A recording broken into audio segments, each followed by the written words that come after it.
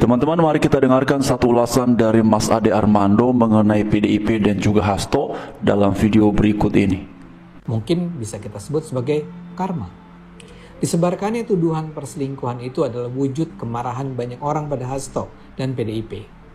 Hasto memang terus-menerus berusaha menghabisi lawan-lawannya dengan cara kotor.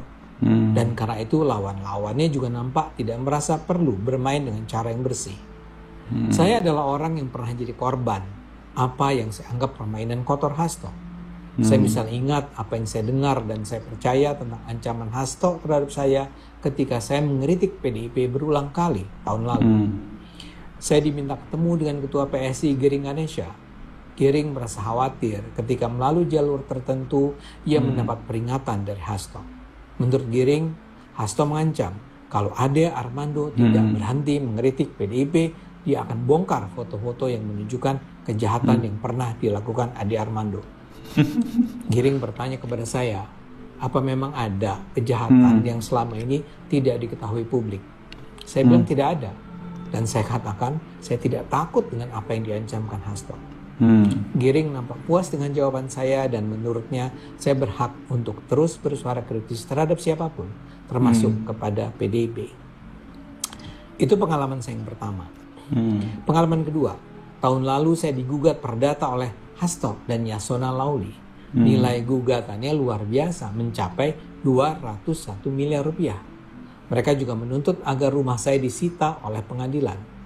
Saya harus menjalani proses pengadilan selama hampir 1 tahun sebelum akhirnya saya dinyatakan bebas oleh hakim. Yang ingin saya katakan, Hasto adalah tokoh politik yang bisa melakukan apa saja untuk menghabisi lawan politiknya. Karena itu ketika Hasto sekarang berusaha dijatuhkan dengan penyebaran kasus perselingkuhan, saya anggap itu sebagai sekedar karma. Begitu juga dengan ketetapan bahwa ia menjadi tersangka kasus Harun Masiku. Kasus Harun adalah kasus korupsi yang relatif kecil dibandingkan mega korupsi lainnya. Ini cuma menyangkut penyuapan 800 juta rupiah terhadap anggota KPU. Salahnya, Harun itu merasa harus melarikan diri sampai bertahun-tahun. Padahal para terpidana dalam kasus ini sekarang sudah keluar dari penjara. Kalau saja Harun tidak kabur, dia mungkin saja juga masuk penjara dan sekarang pun sudah hidup bebas. Dan kalau Harun tidak kabur, mungkin sekali nama Hasto tidak terbawa-bawa. Tapi masalahnya nasi sudah menjadi bubur. Sekarang Hasto harus menerima karma terhadap apa yang dilakukannya. Bagaimanapun ini bukan saja menjadi penyakit Hasto tapi juga PDIP. Saya melihat PDIP memang terus-menerus melakukan serangan yang ujung-ujungnya melahirkan efek yang justru menghantam diri mereka sendiri. Misalnya saja PDIP menuduh ada pihak-pihak yang berusaha dengan menggunakan istilah mereka mengaut-aut PDIP, terutama terkait penyelenggaraan kongres mereka pada Maret 2025 nanti. Sekitar 10 hari yang lalu misalnya hadir berbagai spanduk dan baliho yang secara spesifik menyerang Megawati. Dalam spanduk itu dikatakan Megawati adalah pengkhianat partai dan ketum ilegal. Sangat keras. Untuk itu Megawati sampai memerintahkan siaga 1 kepada Satgas PDIP jelang Kongres PDIP yang bakal digelar pada 2025 nanti. Teman-teman, seperti yang sudah kita dengarkan ya, dan memang beberapa hari belakangan ramai juga ya perihal isu itu, tetapi seperti yang disampaikan tadi oleh Mas Ade Armando, beliau pun juga tidak dengan mudah mempercayai hal tersebut ya. Lalu kemudian teman-teman, mari kita melihat beberapa komentar dan tunggu. Teman-teman sekalian mungkin juga masih ingat ya, seperti yang tadi disampaikan oleh Mas Ade Armando, memang beberapa waktu yang lalu itu juga cukup ramai ya perihal Mas Ade Armando ini dituntut ya, dan itu angkanya tinggi sekali ya. Sampai pada waktu itu kan muncul opini wah kayaknya Mas Ade Armando itu sengaja dimiskinkan ya, jadi tuntutannya bisa sekian besar seperti itu ya. Tapi kemudian luar biasa pihak dari pengadilan memutuskan memvonis ya Mas Ade Armando ini bebas ya. Nah karena itu teman-teman sekalian, inilah ya hiruk pikuk dinamika politik yang ada di bangsa kita Indonesia beberapa waktu belakangan ini, dan Menariknya lagi, dalam isu-isu yang panas ini pun, nama Pak Jokowi ini selalu saja disebut-sebut. Memang Pak Jokowi ini namanya punya taji ini ya. Sudah bukan presiden tapi namanya masih disebut-sebut. Sudah bukan presiden tapi masih dikatakan dia punya kuasa. Dia mau mengabut-abut. Apakah teman-teman percaya dengan hal seperti itu? Nah, kalau percaya juga silakan, kalau tidak juga silakan, dan dipaparkan di kolom komentar yang sudah tersedia. Namun teman-teman sekalian, memang kita juga tidak bisa pungkiri bahwa perihal Hasto yang sekarang sudah menjadi tersangka ya oleh KPK ini terkait dengan kasus Harun Masiku, tentu ini memang memunculkan reaksi juga. Yang pertama, bagi yang kontra dengan Hasto PDI Perjuangan pastinya menganggap bahwa ini bernuansa politis. Tetapi bagi mereka yang pro terhadap pihak yang kontra terhadap Hasto PDIP, ya pastinya juga menganggap bahwa ini sudahlah proses yang berkeadilan sebagai konsekuensi dari apa yang sudah diproses selama ini. Nah, itulah dinamikanya. Tapi saya sendiri teman-teman sekalian, kalau tadi melihat apa yang disampaikan oleh Mas Ade Armando, yang mengatakan bahwa kalau saja pada waktu itu Harun Masiku ini tidak melarikan diri, ya lalu kemudian ia bersedia diproses hukum, mungkin kasus ini teman-teman sudah selesai ya proses hukumnya.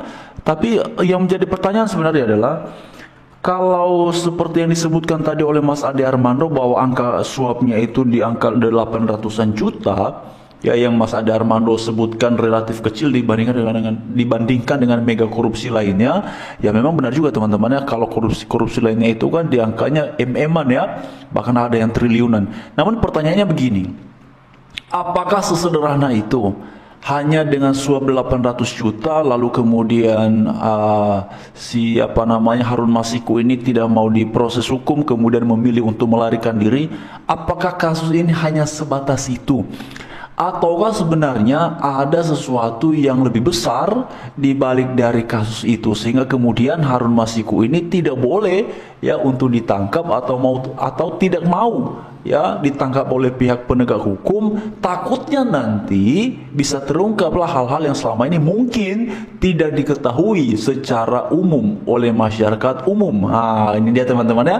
Hal itu yang kemudian saya pikir, sebenarnya kalau misalnya dia masuk penjara, apalagi pada waktu itu yang kita tahu lah teman-temannya, kalau elit-elit ini masuk penjara kan ya susahnya tidak seperti inilah, tidak seperti masyarakat biasa. Kalau misalnya masuk ya kita lihat saja waktu itu kan, siapa tuh yang waktu itu bahkan ada yang katanya masuk penjara tapi bisa nonton konser, atau kemudian ada yang masuk penjara itu bisa kemudian ditemukan ternyata sedang jalan-jalan di warung Padang ya teman-teman. Jadi itu kan ramai sekali beberapa waktu lalu itu. Tapi begini ya,